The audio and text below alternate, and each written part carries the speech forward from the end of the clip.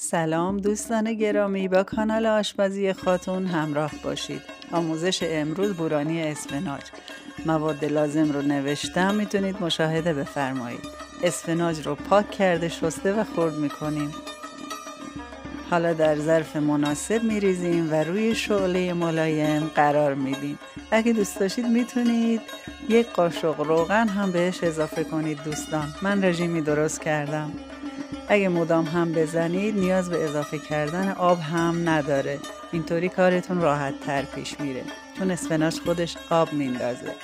حالا نوبت اضافه کردن گردو، پودر سیر به همراه نمک، فلفل سیاه و زردچوبه هستش.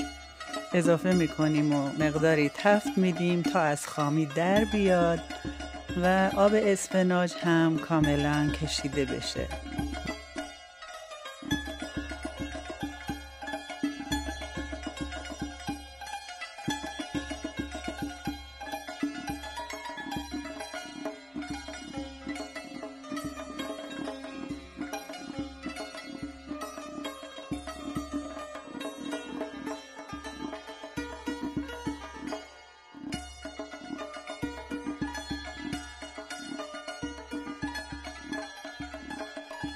کنار میذاریم که حسابی سرد بشه.